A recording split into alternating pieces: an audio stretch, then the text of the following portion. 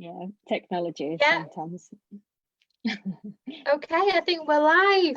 Yay. Hi, Uma. We've just been talking about Uma, haven't we? With her beautiful tea. Hi, Vera. Thank you so much for joining me. We've just been talking about emotions because I'm getting a bit of a red neck here because I get a little bit nervous when these lives are concerned. I think Vera's a bit more of a pro, really, aren't you, when it comes to live videos? But Absolutely not. Absolutely not. I'm just faking it. we're just getting on with it. But we were talking about how emotions in general kind of link to colours as well, weren't we, just then? So, and how some can be quite warm and others quite cool. So like cold feet, cold hands. And I really enjoyed that kind of conversation because you were saying that some of your clients give them colours as well, didn't you? That's right, because normally when you start feeling emotions, some people might not even know what emotions are. You know, they might not even know what they're feeling. They just know that they're feeling something. So to start sort of, you know, getting to know their emotions, sometimes it's quite useful to notice what's happening to your body. So as you said, like warm neck, that could be one sign of something. Yeah, I get sometimes really tense shoulders. I get sometimes really, like, some people notice it, something's happening in their stomachs. Some people might notice butterflies in your stomach, definitely. Perhaps I need to open a window because this is just getting ridiculous. I think the more we talk about it, the more I get like, oh my god, I'm getting really warm, I'm getting really hot. But yeah, it is interesting in how emotions kind of like have a physical effect on our bodies. They do. That comes down to kind of fear as well, doesn't it? And stress and worry. And I, you know, is it like, you know, all like the kind of the public speakers, they always say about, you know, about going on stage and how nervous and nerve-wracking it is. And what they do is kind of change it so it's like, I'm excited, I feel excited, rather than I'm so afraid, I'm so fearful, or I'm so anxious. So it's kind of like, you know, turning that negative emotion into a positive and trying to rewire that part of your brain that has that kind of fear, and making kind of a positive adjustment to that. So there are different ways to manipulate your emotions, how we feel. So one of them is cognitive. You know, we are changing the way we think about the situation, so we feel slightly differently about it. Or, you know, that's one way. Another way is medication. We can medicate ourselves and change the way we feel. Alcohol, drugs, that's another way of altering how we feel. And then also we can change how we feel by how we behave. So that's the behavior side of coaching. And that is, you will acknowledge that you feel certain way and you will process the emotion. You actually allow it to be.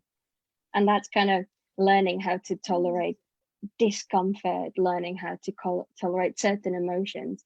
And it's a very interesting kind of topic, because quite often when we feel something that we feel like something's wrong, the primary response is, I need to escape it. I need to change it. You know, and that's kind of like that fight or flight response. Freeze, different types of responses, and there's nothing wrong with it. You know, so quite often we and we're quite clever. So in order to feel better, we deploy different strategies. We distract ourselves with something like food, alcohol, watching Netflix, cleaning the house. And again, there's nothing wrong with any of these things. They really work. You know, all of these strategies are really useful sort of distractions when we really want to interact the way how we feel. But long term, if we overdo all of these things, they can become a problem. So that's kind of learning how to sort of say, okay, I'm feeling fear right now. Nothing's gone wrong. It's just my brain thinking certain thoughts, and I'm experiencing fear.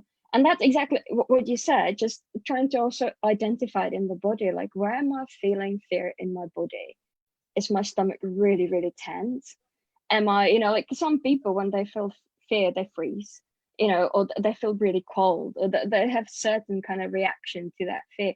And when you're kind of learning to kind of breathe through that emotion and really name it and start identifying it, it's called, you know, the different strategies, that emotion really passes. we're really processing it. But it's when you kind of like squash it, when you're trying to like deny it, like, I'm not afraid and nothing's going on. Denial, complete denial. Yeah.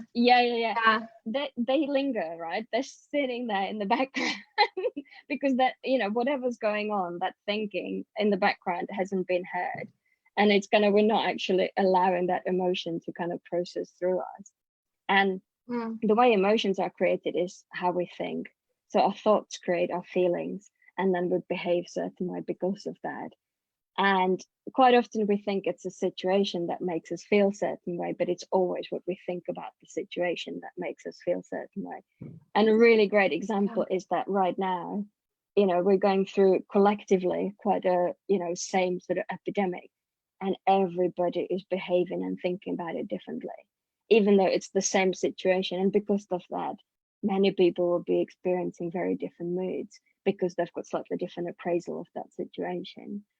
So that's kind of it's really interesting. But we quite often blame the situation, and there's nothing to blame. It's how we've been raised, how our society conditioned us, if we've gone through some trauma, if we had some level of hurt, in the past.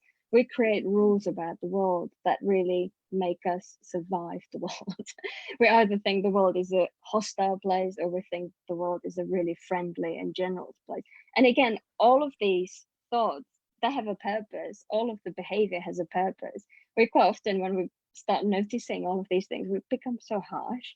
We like really judge ourselves for, like always like, we shouldn't feel that way. We shouldn't think that way. We shouldn't even be that way, and it's just, it's just really learning how to kind of be kind to ourselves and say, okay, this is my brain trying to keep me safe, trying to keep me, alive. It's kind of, that kind of learning how to talk to ourselves in a way that really is soothing rather than critical. And I think that's a skill that really takes practice. Giving yourself grace and kind of working through emotions as they come, maybe. We all have them, don't we? We're all in different stages. I saw something on the news, was it yesterday? And there was a guy that was really stressing out at home. He was not coping very well with his wife, being isolated. He couldn't get to work, couldn't earn money. So I think all of these added stresses, were on him as an individual. But then you've got people like key workers, nurses on COVID-19 wards, in hospitals, and, wearing full PPE, for a few hours and derobing. So they're like on the front line, actually witnessing everything. It's crazy, isn't it? It's a really, really, it's almost like when it first happened, it was like a bit of an apocalypse type of scenario for me. It was, because I was still going to work, being a healthcare worker, and the roads were completely empty. Everyone was stay at home. It just felt like just total end of days. I'm really kind of in one hand happy that the UK handled it as it did. I know people argue about this, it should have come in sooner and things, and everyone's got an opinion about it. But I think regardless, we've tried to do our best, and especially the government giving furloughs to a lot of workers, so they're actually paying people 80% of their wages. So that, I think that's a really big step, because I think different countries have just handled it totally differently, haven't they? And it is a global epidemic as well, so it's going to hit the poorest of countries as well. So where there's extreme poverty and already and vulnerability. So it's it's been very interesting, because you're kind of noticing again collectively different types of emotions that have been going on. So initially that was that panic, because people would be panic buying, people would be people would behave maybe even what some people would say irrationally. And again, you kind of have to understand what is driving that panic, and that's fear, right? It's much easier to be doing something that might even seem irrational because you're feeling you're in control. You're feeling you're preparing for something. So you're kind of removing that uncertainty out of the question. And I must admit that I went to a shop and I saw empty shelves. There would be no fruit, no veg, no, like just generally I would see empty shelves. And I really had to breathe because I just wanted to buy anything random I could just find. Because honestly, I could feel that as well. I could really feel that panic rising without me. And I was like, what is going on? And they're like, oh yeah, I'm just scared. It's okay. It's okay. It's just breathe through it. This will pass. And it did. And so you move from that panic into into anxiety. And anxiety is a collective emotion. So it can be, a society can feel anxiety, kind of this worry about what will happen. We've got all of these people we love. We've got, we're hearing every day in the news about the amount of, people that lost their lives. We don't normally hear every day on telly how many people die, right? Our brains are not built to kind of process this information every day, yet every day we see this information. So that is going to cause us certain thoughts. And again, that anxiety is going to rise. And then blame is another kind of collective stage that, because when we feel like, again, it's that lack of power, because we're going through so many uncertain times. There's just so much going on we cannot control. We cannot, influence, and we never can. That's how life works, but we're not aware of it to that degree. We always think we can control the world, but during the lockdown it became very apparent that we can't. That's, and the only thing we can really control is what we make of it, how we rise to it, who we become during that crisis. Some people responded by helping others, being volunteering, being extremely caring. Some people just generally find it hard and, went into depression. And again, there's nothing wrong with any way of coping. It's what resources we have, how we've been raised, what privilege we had, what role models we had, all of these things that we, it's so easy to always say, I can't understand them because my experience has been so different. But it's just, everybody is doing the best they can, because everybody's doing, we're in very different boats. And, but blame is a very, it's so easy. It's so easy, isn't it, to blame somebody. Equally, people want to know who's responsible. Is there somebody that is responsible, in which case, they do need to take responsibility for any action in life. But again, it's just so easy to blame, isn't it? And it's probably the worst emotion as well, because, or I don't know, it's not really an emotion, is it? But it's it's just so, it's, for me, it's a little bit non-productive. I prefer to kind of focus on what can we do, what can we achieve, what is possible, rather than all this focus on blame, and who's wrong, and all that. I just think it's almost, okay, maybe it needs discussing, but again, it might be a little bit of wasted energy at the same time. But then again, there's that reason. Every behavior has got a reason. When we're blaming, we don't have to feel afraid. When we're blaming, we don't have fault, it's someone else's. We don't have to grieve. We don't have to process maybe something that is really buried within us, that we just are so worried about coming out, because we perceive it that we might not be able to deal with it, because we might not be able to cope. So sometimes people turn into self-righteousness because that's how they feel better. If you're blaming, you don't have to necessarily feel that very, very, for some people, extremely scary emotion, because, again, emotional intelligence is something we're not taught at school. And some people even get conditioned through their lives to be strong, especially men, right? Actually, you raise a good point there, actually. When you say about people don't get conditioned in school, do you think that it would be valuable for the curriculum to have some type of 100%. Curriculum on this? So 100%. Because when you look at little children, they are so happy to feel any emotion. I read that in a post of yours, how they can go from really crying and anxious to happy and content in like the matter of minutes, really. And it's just they're not judging the emotions, they're not labeling them as good or bad, they're just feeling them, and they're kind of moving from an emotional state of something into another, and it's just, they just pass. And it's only once we get at a certain age and society conditions us that certain emotions are bad.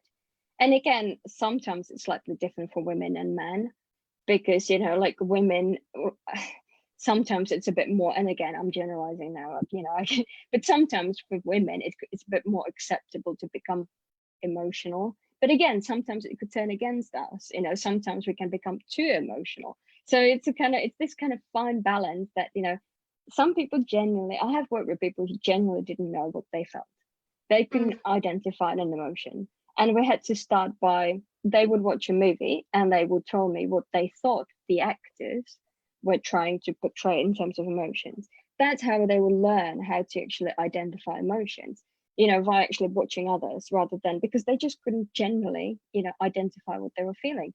And the reason for it is that if you're not taught that, you know, we don't really talk about it. Now we are talking about it more now, but still, you know, it's not something that you hear like, oh yeah, this is disappointment, this is frustration, this is anger, this is joy, this is excitement, you know, like all of these different emotions. And yeah, I think we should talk about it. Yeah, definitely. I mean, yeah, because when you're in isolation as well, you're dealing with a lot of emotions. Maybe you are an elderly single person and you have been in isolation for what, 8 weeks, maybe longer now. How many weeks are we now into it? Regardless, the point is, it's March, April, May, isn't it? I mean, we're going to come into June, aren't we? And we don't really know, do we, what's going on? But, you know, there's one lady that I do speak to, and she just can't wait for it to be over. Like a lot of people, I think. You know, she really struggles not seeing people, and it's that lack of contact and that human communication. See, I would say, like, on the whole, I am a little bit more insular anyway, naturally. I was talking about this recently. It sounds a bit thing, but my life hasn't changed an awful lot in terms of work. And apart from work, doing photo shoots, I can't get out and do that. I can't take my dog for long walks or go to Anglesey. But I kind of realise how kind of insular I really am, because it hasn't like affected me a whole lot, really, being isolated, which in a way kind of makes me wonder, maybe I'm too insular and too isolated, and I need to be a bit more proactive in terms of going out there and socializing. But I've always been, like, naturally, I think, a little bit of a hermit, and I like, you know, I like my space. So it's one of those, really. I don't know. But what if you having that solitude is what actually recharges you and gives you the energy to actually be creative? You know, I mean, we're all different. Some people have more the introverted side, some people more the extroverted, and you know, I think we kind of all move along the scale sometimes. I mean, I absolutely love being surrounded by people. I feel sometimes energized, but sometimes I really need that silence and that really just space. And it's just, and sometimes I just really do not want to talk to anybody because that's how I get my energy back. So I think we're all different. And, you know, if you do find, you know, that solitude gives you your creative kind of edge. I think I'm like an outgoing introvert, maybe. So I do like social situations and socializing with people. But I also, like you say, I like my my quiet time. So it's a case of that's how I recharge, really. But yeah, when you've got an individual who is, you know, not choosing to isolate, it's kind of been forced on them. It's kind of a lot different, isn't it? And obviously you've got parents at home with kids, which I'm sure, to be honest, I know a lot of people may argue with me, I don't know, but it must be really nice as well to have that time with your family, because you can't get years back. And I know it's exceptional circumstances, and, you know, for some people it may drive them up the wall, others it may be absolute heaven. I don't know, you know, like you were saying, we're all different, aren't we? So it's finding that silver lining that sometimes is really, really tricky. You know, as you said, you know, everybody's situation is different, and because you have children sometimes at home, you might still be expected to work full-time job. You might still be expected to homeschool your children. You might still be expected, that there's so much going on at pressures. the same time. Yeah. So I mean, and it's really, really interesting that, again, reframing and kind of, because we feel like right now our choices have been taken away from us. And to a certain degree, that is, there are guidelines, there are rules. But again, we always have choices. We always have choices. We just don't see it that way. We feel like we cannot go outside, but we can. But there are, of course, consequences. But, we are choosing not to go outside. That's our choice, because we don't want to. We're choosing not to go out. Well, during the lockdown, I was personally choosing to, obey the rules because I wanted to protect others. That was my conscious choice, and when I looked at it, that it was my choice. I was choosing not to do that so I would protect others. All of a sudden, I could feel a bit better because I reframed it that I have to stay at home. All of a sudden, I saw it that I'm deciding to stay at home. I can still go outside, of course, and then there might be consequences. I might make somebody ill. I might, like all of these. And I'm like, I don't want to do that, So it's gonna, when you start looking at everything as a choice, like some people think that they have to go to work. No, nobody has to go to work, but there are consequences. You might end up being homeless. So, every kind of choice has a consequence. But we feel there's this kind of almost like, they talk about it, that there's like helplessness, that you feel really stuck in the situation, that everything is happening to you. And sometimes it can genuinely feel like that. And again, it's a valid kind of, that feeling is valid. Whatever's going through in our heads, we can't just, say, just pick yourself up, pull yourself together, stop moaning and just get on with it. Whoever struggles and feels stuck, looking at everything as a choice can become really helpful. And sometimes it could be really hard to actually see it as a choice, because terrible things might be happening to you. Terrible things might be happening to your family. Like, it's easy to see it as a choice when things go well. But when terrible stuff is happening, like, we don't choose our circumstances. We don't choose terrible things happening to people we love. We don't choose, but we can choose how we respond to it. And that's always that choice, that kind of, that power to decide, okay, this is, I'm grieving. I'm absolutely devastated, but I can actually, what can I do? I always like to look at it, because I'm one of those helpers, that I always like to look at it. How can I help? When terrible things happen. And I think lots of us, when we start looking at possibly volunteering or helping others, we will actually feel better and we will feel more in control, because that kind of, we are built for human connections. We are built to help one another. This whole belonging and everything, that's who we are as social human beings. But yeah, you see that tough. Collectively with like the rainbows for the NHS. It's almost like a tribal thing. Like the entire country is got on board, and we all put rainbows in our windows. I've done it with the guys that I work with. Them, they made a big one, a really, really lovely big one with one of the girls.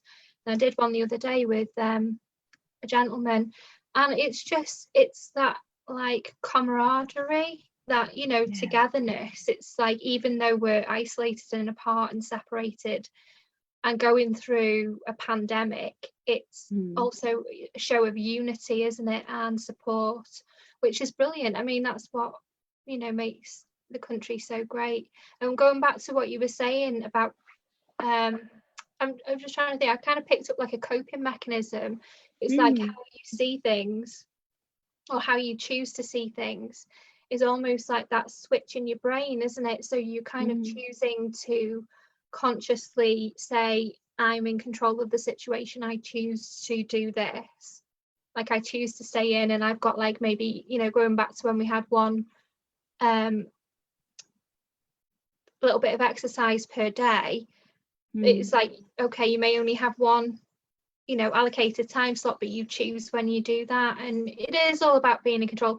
I've kind of, even though I've been working full time, I had a week off last week, the week before, sorry. I've kind of been, I think, naturally taking it in my stride.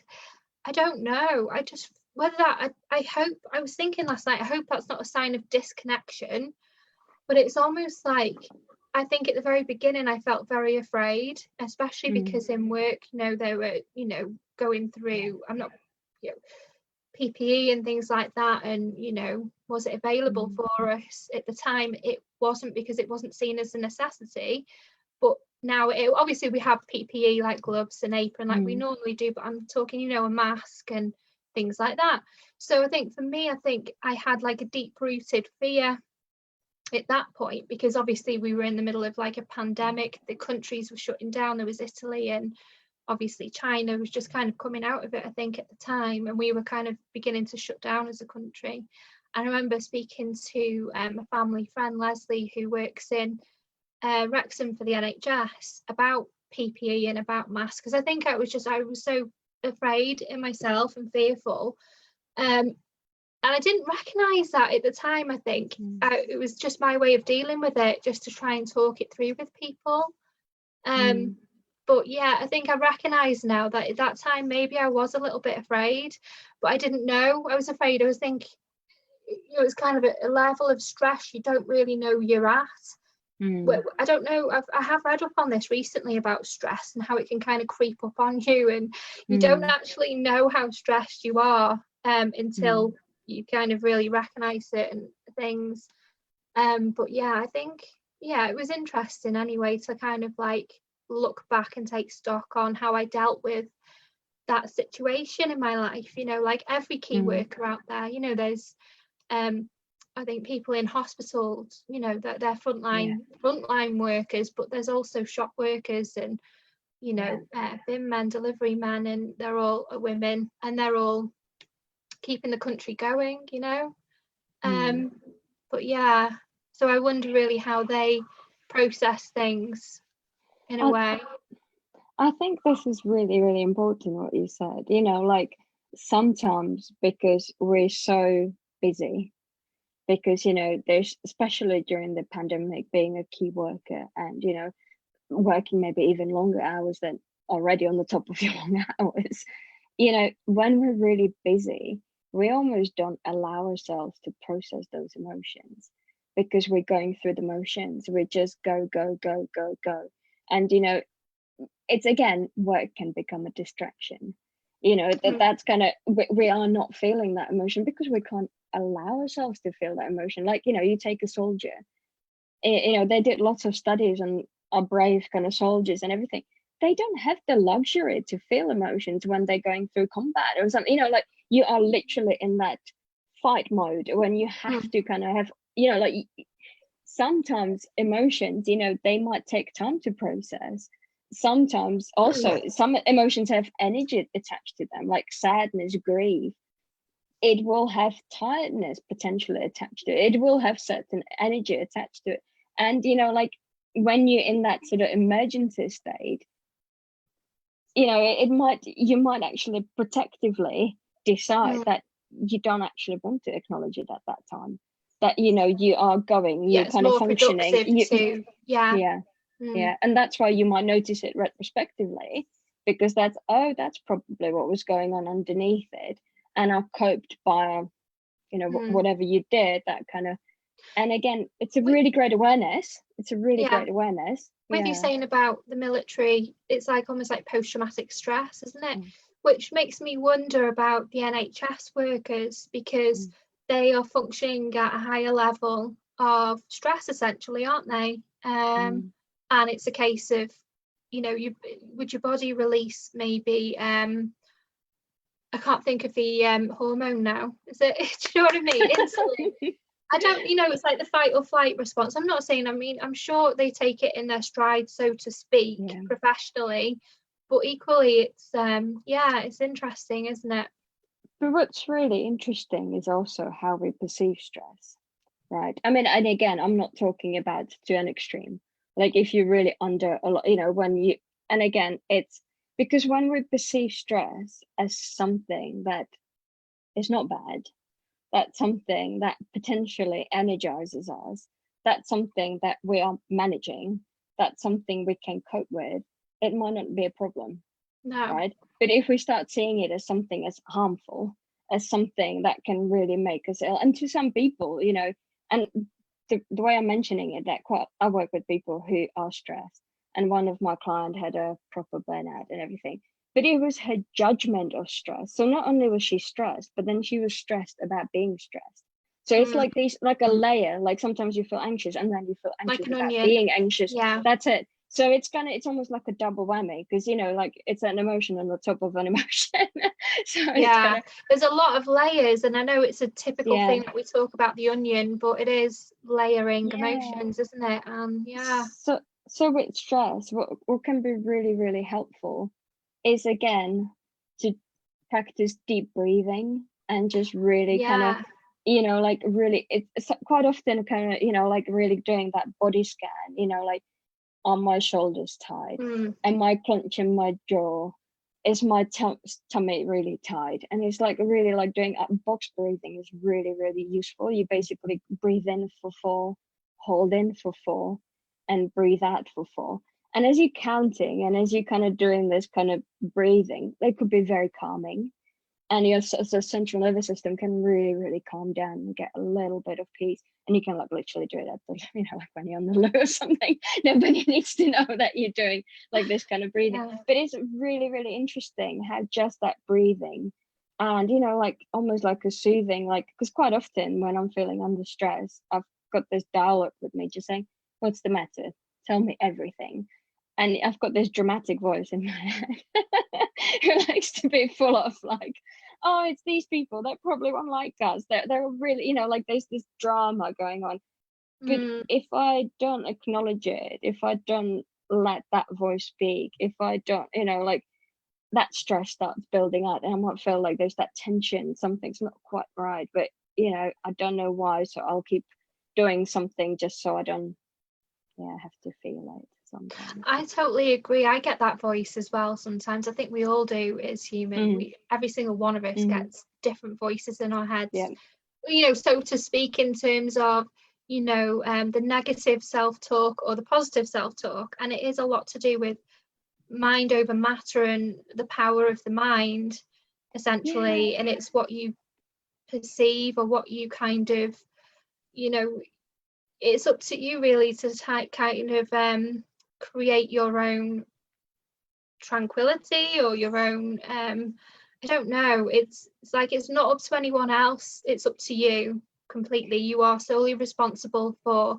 you know, navigating through this, and it's just part of life. And, you know, whether you're a school child, college, uni, you know, we're all at different stages in our lives and different careers, and dealing with different levels of stress and we've on got different journeys. And we might have different coping skills as well, depending what we've seen whilst growing up. You know what really helps me? Music. A lot, you know, just listen to music. That really, really helps me sometimes. You know, also I think, you know, So that's the behavior activation. So, you know, when you talk about stress, you can change the level of stress either by changing the cognition, that's the thinking part, or how you behave. So listening to music, some people might find it really peaceful to go for a walk.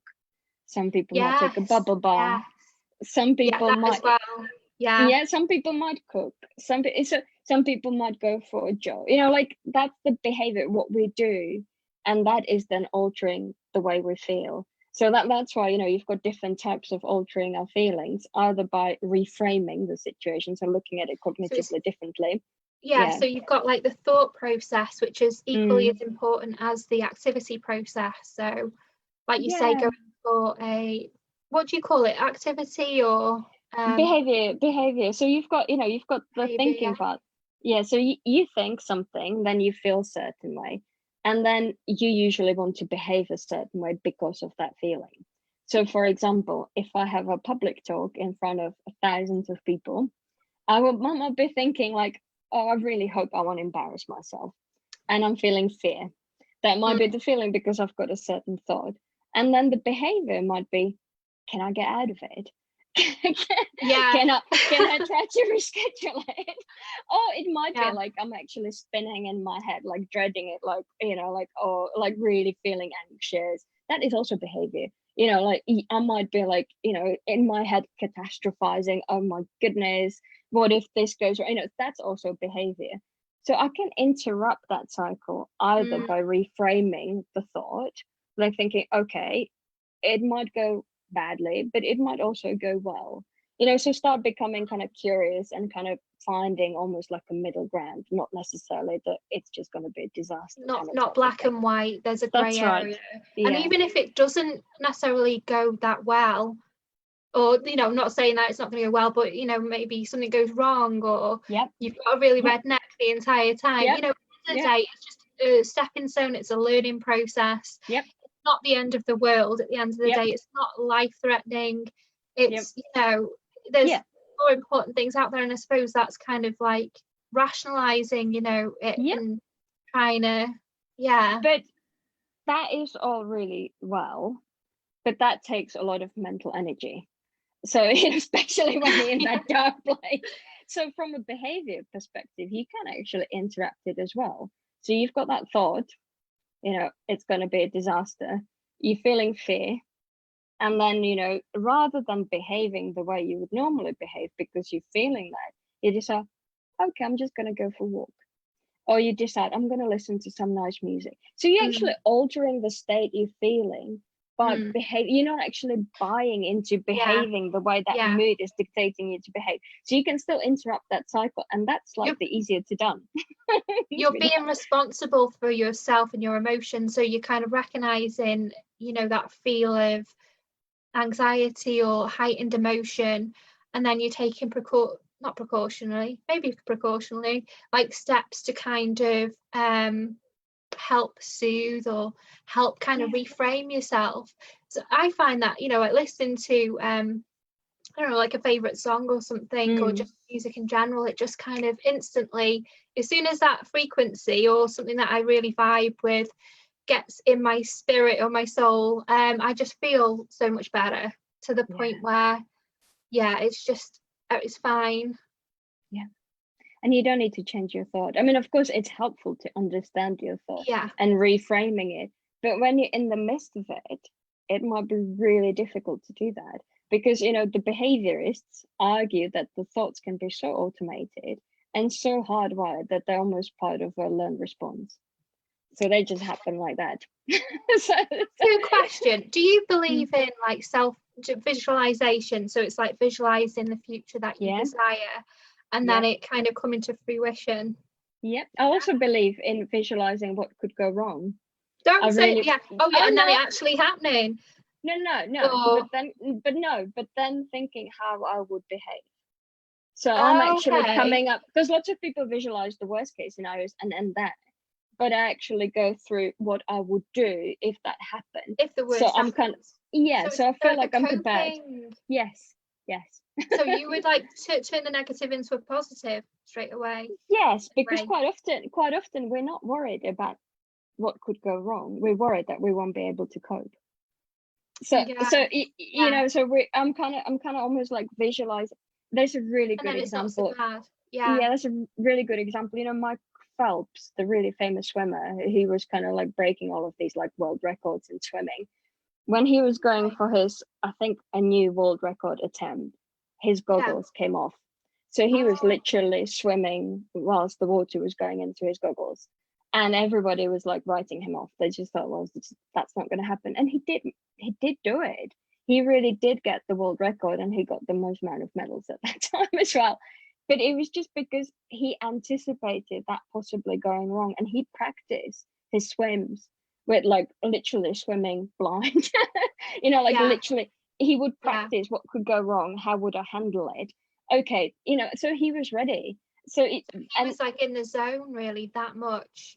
He was prepared. He was just So he wasn't just catastrophizing, but he was coming up with useful coping skills that then he came to fruition when it actually happened. Because quite often we are worried about something going wrong, but we don't actually let our brains to come up with the solution. I think it's important, isn't it, that regardless if like something goes wrong or it doesn't kind of have it's not a favorable situation, that it is a lot like what you say about how you deal with it. And that mentality. And what I do with my clients, we call it behavior experiments. So what we do, we come up with experience that, let's say that somebody is really scared of public speaking. So we're not going to design the first experiment that they would stand in front of a packed hall, but they will design the most comfortable level of where they are. Like, for example, it might be giving a talk to my partner or something. And then we kind of start kind of testing their theories, like, because quite often people are really worried about how they might get perceived. We've got these old brains in our head. The lizard brain, mammal brain. Yeah. And it's all about danger, and it's all about belonging. So we don't want to be ridiculed. We don't want to be, we don't want to be humiliated. We don't want to be laughed at, because to us that's danger. That means we're not going to belong. Accepted, don't we? Yeah, we want people, speaking for myself, to like us. And at the end of the day, not everyone is going to like you or like anything about you, but that's okay, because it's, even if it's like one person or just, your close network. But these experiments, attracting and repelling is what Jasmine Starr kind of says, isn't it? Like attract and repel. But these experiments can be really useful, because I used to be really, really worried about rejection. For me, really putting myself out there and, like really I was really, really scared hearing no. I would never ever ask anybody for a discount. I was really, really scared. So I started designing experiments for myself. So one of those experiments to go to a coffee shop every day and ask for a discount. And we're talking like coffee shops like Starbucks or something. And you would hear no over and over and over again. And eventually you realize, like, I'm fine. It's absolutely fine. You start conditioning yourself to actually, so you are basically learning to live through your fears. That's what these experiments are designed for. And you're learning to trust yourself that you can handle it, because that's what we're quite often worried about, if we can actually handle it.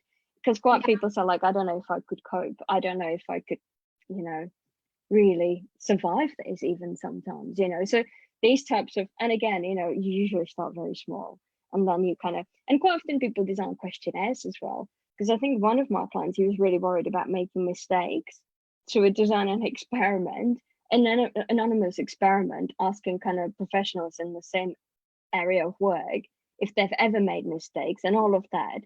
And when he saw the responses, it completely normalized mistakes, because he realized, oh, they all making mistakes. Like all of these kind of experiments can be really helpful in terms of, normalizing and kind of building that confidence that we can cope much better than we sometimes think we can. It's like losing the thought of being perfect and being everything to everyone. I think I've kind of come to that place myself. It's just been a gradual process, I think, over the years. But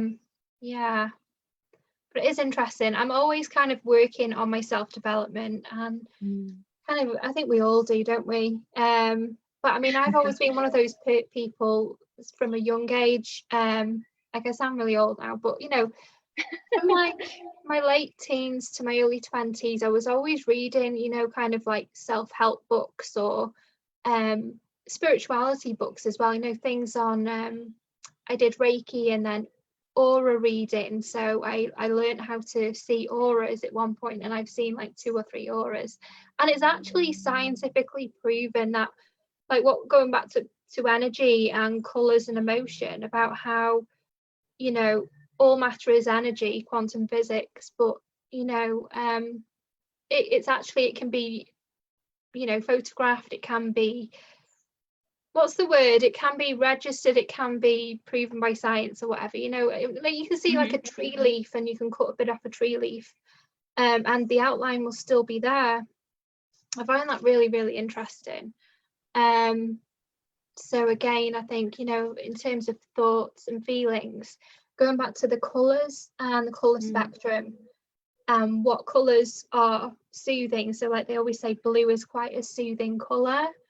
And like they always said, like, I read somewhere that they didn't dress inmates in the colour red, because red is a very vibrant colour which stimulates emotion, passion, energy. So they kind of would opt for, I think I don't know about orange. I'm thinking of that series. But yeah, anyway, you know, I think it's yeah, like colour therapy in a way. Yeah. Is it like the blue mind, you know, have you heard of blue mind? I don't think I have. Yeah. It's about the effect of water on the body, mind and spirit, essentially, and the colour blue mind. But yeah, it is a lot to do with the ocean and water and how that affects emotions and how it's medicine, basically. So, you know, like imagine yourself walking along a lovely white sandy beach or black sandy beach if you're in Iceland, and just getting that like salty sea spray and the, you know, the waves and everything. It's that whole motion from actually seeing visually, I think, the waves. It's quite hypnotic, isn't it, really, to the colour and the effect of on the body if you actually submerge yourself, can't say the word, submerge in the actual in water, whether that's a shower or a bath.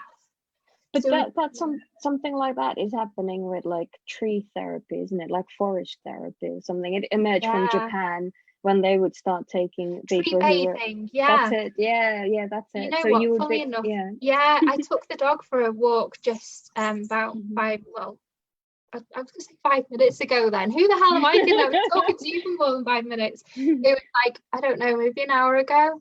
And we just came back and there's some like lovely trees. So I kind of put my back to the tree and I was giving myself a bit of a back massage, to be honest, on the tree. But it's the first time I've done that in a hell of a long while. But I tried to, you know, get that green energy or the peaceful energy. And just being under the canopy as well, the leaves, the feeling is quite soft, isn't it? And you've got the oxygen as well, so the added benefit of the oxygen. But yeah, like you were saying, it's interesting, and I think you know, maybe a lot. I think a lot more classes or like schools are kind of doing a lot more outdoor learning, you know. So again, that's kind of health and well-being, is it, on the site? You know, the site. Nature can be very soothing, and again, I think what's really soothing for everybody is what they really value, what's really important to them. So to me, nature is, I mean, it's one of my core values. I mean, you're really a rock climber, aren't you? I am. For anyone who doesn't know, Vera loves rock climbing and she does a lot of bouldering, don't you? My brother does it as well. He does a lot of rock climbing. Yeah, but lots of people, you know, we all have different values. So some people, for example, creativity might be really strong values of theirs, and when they're creative, they might feel like they can really relax, they feel alive, they feel really, you know. So whenever we feel like we're feeling really that strong surge of I'm feeling at peace, I'm feeling alive, that's usually because you're really living, you know, you're being true to your values, which are really important to you. So that's kind of, and to some people, nature, that's it. Definitely. I'm just going to see who's watching and look in the comments. So we've had a couple of hellos and hi, so good to see you. If anyone is watching and got any questions, then please we've got the phone out now. So, you know, if you've got any questions for Vera or for, you know, you want to drop anything in, any input, please just put it down. Don't be afraid.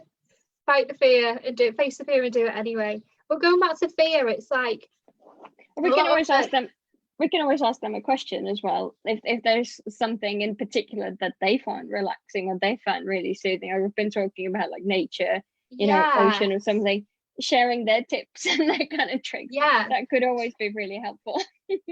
Share your tips if you've got any tips, tricks, etc. Let us know. I can see how many people are watching, so I know there's some people watching. Maybe they want to go incognito though. They're like, no, I'm not here, I'm just, you know, on the sideline. I'm a bit like that when I view videos. I like to kind of view them and be left alone. Yeah, exactly. You know, obviously, you know, I am active as well, you know, for the people that are watching. So anyway, we're not going to like sweat over the small stuff, you know. It would be great though if anyone would want to put anything, add to this conversation. let me see what my notes are here. I've got we touched on unity, didn't we? So I mean, you know, taking this time, like, I know lockdown is changing for different areas of the country now, isn't it? You know, England, Scotland, Wales, Northern Ireland, the world. You know, for the people that are still at home, maybe who can't work from home, but they are furloughed, so they've got a lot of time on their hands. Would you say that is a good time to ask yourself, you know, what are you doing now, what you truly want to do with your life? I know it sounds quite deep, doesn't it? But it's almost like, you know, is this an opportunity really to really delve deep and do some self-development, you know, or to kind of really kind of think, you know, am I in the job that I want to be in? Do I want to be doing this for the next 20-30 years? Is this a good time to maybe reflect and look at some courses? And is there any like easy way to do that? Because it's almost like a minefield, isn't it? You know, I've got different avenues that I'm thinking about at the moment, you know, in terms of further education, just out of interest, and also then professionally, you know, to better myself.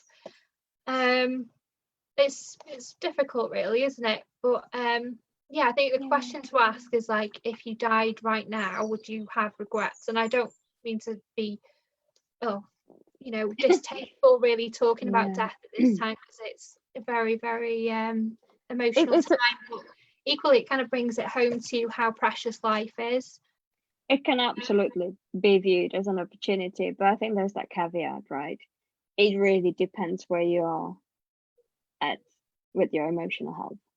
So if you're going through some really, let's say, strong depression right now, if you are currently really just about coping, I think perhaps trying to really force yourself to, you know, be productive and, you know, do this or do that might not necessarily be helpful straight away, because I think everybody's coping differently. And, you know, like when there's so many messages like this is an opportunity, some people might even feel really ashamed that they're not doing something with their furloughed time. And, you know, you see videos like that, don't you? It's like, it's okay not to do everything. It's 100%, okay to not be 100%, superwoman, super mum, you know, 100%. You know, it's okay not to want to. I think any advice I could give to people who are currently furloughed and might not necessarily feel at their best now. Say they are furloughed and they haven't got depression, or they're not going through strong emotions, they're just a little bit kind of confused maybe, or, you know, got a lot of time on their hands. I would really think about what makes you angry. What makes you angry? I would really start with that, because usually when you tap into that, what's really annoying you, you will really discover what you're truly passionate about. Because, you know, when you find something that really bugs you, that you feel really deeply like upset about, you will kind of, it's almost like, because quite people go into the whole positivity visualize it, and there's nothing wrong with it, but sometimes anger could be such a useful emotion, because it's got that spark of change, like I want to do something about it, you know. It's got that almost like you really want to act on it, rather than like, oh, wouldn't it be nice to you know. And again, there's nothing wrong with that. Some people, it really works great for them. But if you're in that, like, I really don't know what to do, that anger could be really useful emotion, because it can give you some really good signs. You know what? Yeah, you've just hit home with me right there, because oh my goodness, my dog, my beautiful dog, just don't knock the light over. Right. I've got a dog as well. She's here. Yes, is your dog there? You've got my dog is he's downstairs. He's very yappy, so yeah. Well, yeah, my dog was supposed to be downstairs, but obviously she's escaped. So, but yeah. There she is. What was I going to say? I've totally lost my trail of thought now. So we talk about the anger and the whole kind of yeah. What I find that makes me very angry recently is, you know, like the dog meat trade, animal welfare standards, you know, or, you know, seeing the meat markets in China, the wet markets, you know, and how they kind of, you know, they torture animals or eat animals alive, and how also they you know, there's a lot of underground activity where they are importing endangered species, you know, from tigers to pangolins, and turtles. And I just think that the world isn't doing enough about this. It's you know, you've got, you know, I know every country is different and you have to respect, etc., etc., but politics wise, why isn't this addressed, like, globally? You know, that to me is just, it just baffles me why the people in power aren't doing more to question to you what would you like to do about it? Shut them down, you know, some type of like standards legislation.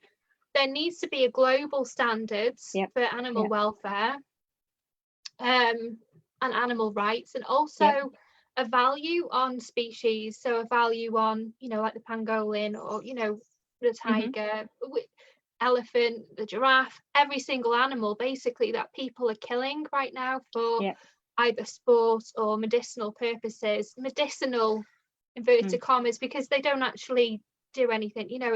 And even if they did, they need to find a different alternative, in my opinion, you know. So, you know, it's just, that really annoys me, it really angers me. And so there you've got an information. My post to do that. So.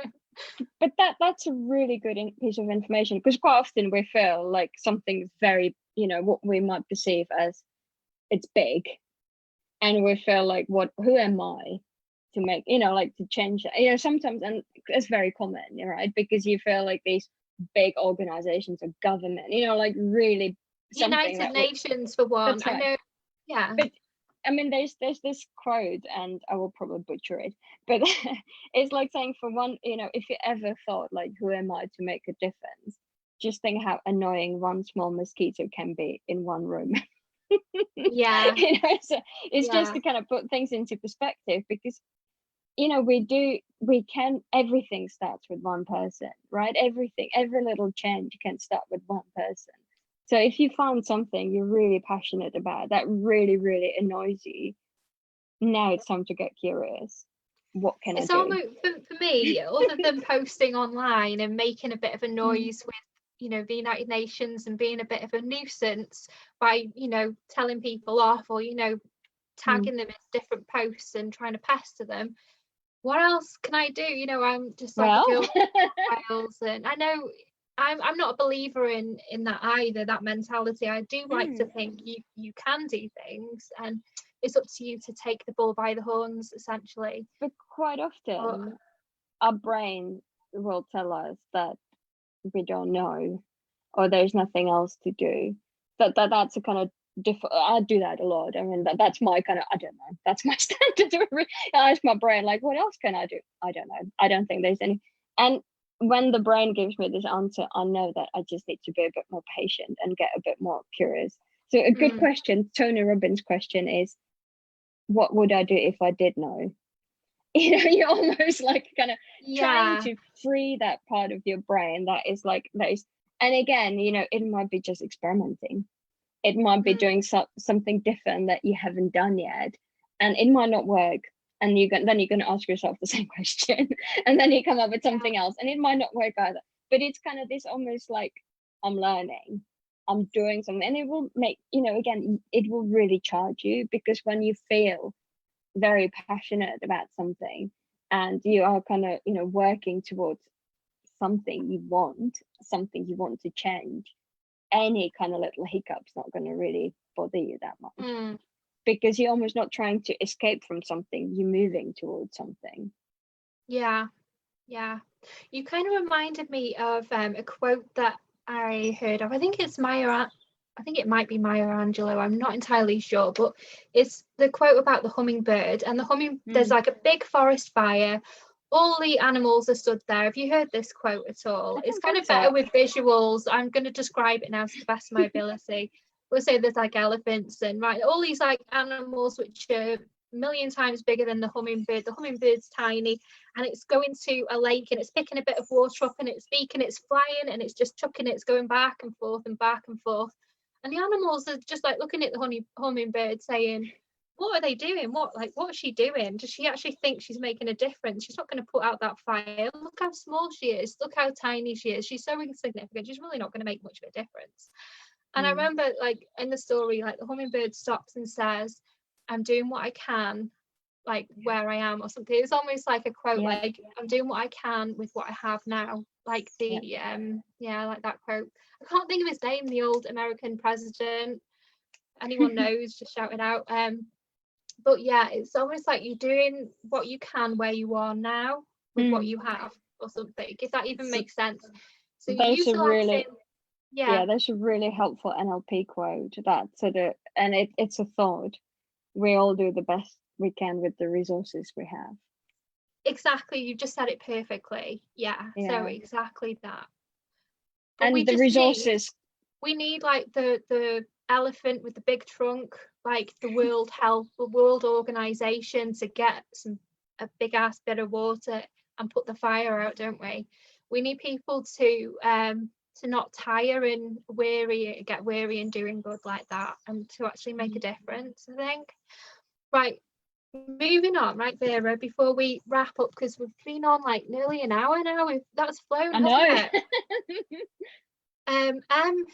Emily's put, hi I've been loving gardening during the lockdown. I used to see it as a chore sometimes, but now I see it as a treat to spend some time outside and growing something. So she gets a lot of enjoyment from her garden. Going back to your question, you know, how do people I think it's excellent. I think it's really, really, and lots of people, because gardening is a very creative process as well, and it's very caring, and it's very, you know, like, and you're out in nature and you're seeing the visible changes as well, and it could be such a satisfying. I mean, I actually got into gardening as well, and my track record is very poor. Only the resilient plants make it in my garden.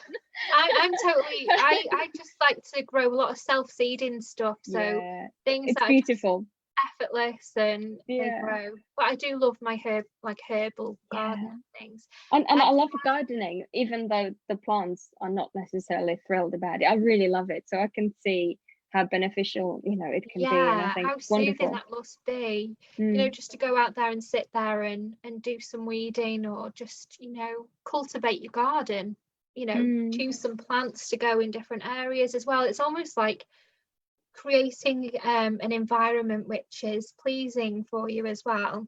And it's so also you're because kind of in control. Sorry, I interrupted you. No, it's okay. I'm just saying it's a bit of a process as well, because, you know, with gardening, it's not like you're done, right? You kind of constantly care for that garden. You're constantly putting that love and attention. And that could really help us to slow down, because quite often we're like, are we there yet? Are we there yet? Are we there yet? And then you've got this garden that's never done. There's always going to be some weeds growing somewhere. There's still going to be something that needs doing. And it's this kind of, you know, it's this kind of lovely process of kind of attention to detail, care, and no hurry as well, because it's it's an ongoing kind of thing. We were eating dinner last night and we saw a little bit of the Chelsea Flower Show. I think it was like a repeat from last year. And there was this Japanese, I think it was, gardener there, and he'd won so many golds previously. But his garden was lovely. It had like these big balls of moss and big acer trees, and it isn't you know, you've got interior design, haven't you? So that the interior of a house, so maybe people switch off by, like, there's a lot of people that have done home improvements during COVID, haven't they?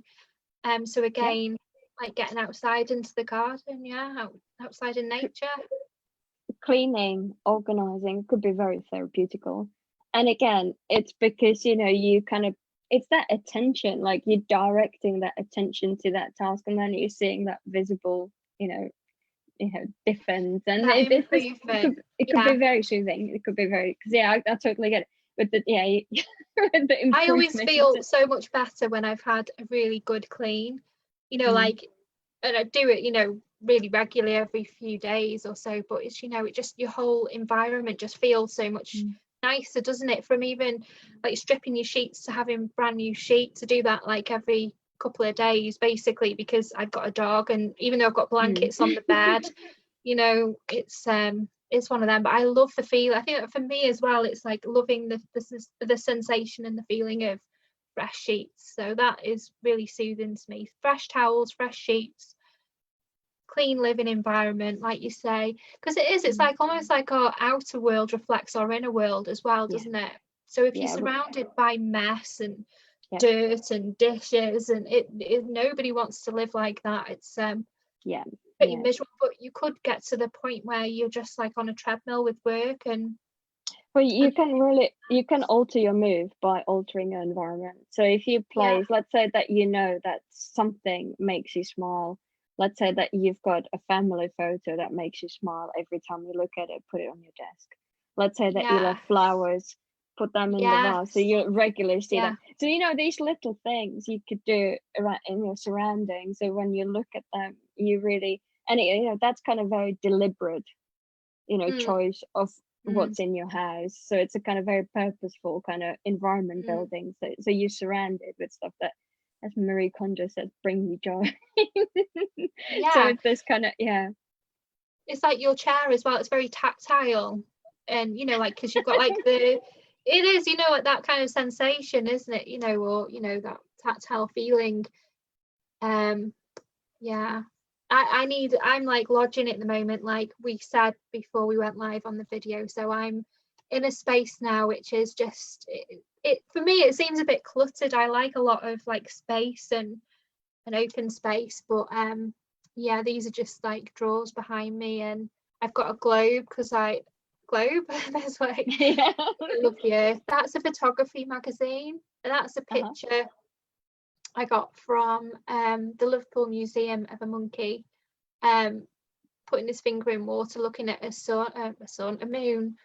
But yeah, there's like pieces of art. There's like a Dan Miller, I think his name is. Dan Miller print there. So yeah, like you say, I can see you've got some pictures behind you there. Are they photos in your? I've got lots of art because I like supporting local artists. So this is that's lovely. This is one of the Bristolian artists because I'm from Bristol. So it's I always like supporting. That one is from also another Bristolian artist. So I just really like kind of supporting local artists, definitely. And kind of surrounding myself. And again, it's not that's a deliberate choice, but again, you know, we all have different values and we're all like slightly different things. And to me, what's behind you doesn't look cluttered at all. So it's kind of everyone's got slightly different perception of it. Looks very kind of cottagey like and very quite rusty, or you know. Oh well, it's been lovely to talk to you, Vera. Likewise. Let me just say we've got like people. Hi Patricia, we've got Natalie Jackson watching. Thank you guys for watching us and for being a part of our chat today. I hope you took some value from our conversation. We tried to make it valuable, really interesting, a little bit different. Vera, you can connect with Vera. We've got a link, haven't we, Vera, on the pages. So connect with Vera, get in touch with her. She's a life coach if you're interested in, you know, looking a little bit more deeply about, you know, yourself. What kind of services do you offer, Vera, for people? So I do one-on-one coaching. So I do work, and quite often we do work on how to feel better. I mean, it's this whole kind of, if somebody is feeling a certain way and they're finding it really tough, we come up with strategies and kind of we look at the thoughts, but we also come up with how we can then what we can do differently to alter that mood. So and again, I'm not saying we shouldn't change our thoughts or kind of think of helpful thoughts to kind of alter how we feel, but in order to do that we need to establish new neural pathways, and you know it's a really process. And sometimes the behavior change can be very effective. But yeah, I work with people who are under a lot of stress, so that's one thing. And anxiety, so high stress jobs. Yeah, it's not very sexy when you kind of talking to them. What do you do? I love this type of stuff, delving deep and things. It's really interesting for me. So if you want to delve deeper, you can connect with Vera. And if you just want to come and say hi and like connect with me anywhere, I'm always happy to, and ask any questions. I'm always happy to help online. So find me, connect with me. I'm happy to help. Thank you so much for today. Really appreciate you. Thank you. Okay. I really, really enjoyed it. Okay. All right. So we're going to say bye to everyone now. Bye, everyone. I'm going to come out of here really as smoothly as I can because I'm a little bit rusty, but I think I'm gonna do this. So are we ready to say goodbye? Bye, guys. Bye, Vera. See ya. Bye. This will be the awkward moment now. It just keeps going. Okay. Do I leave? Okay.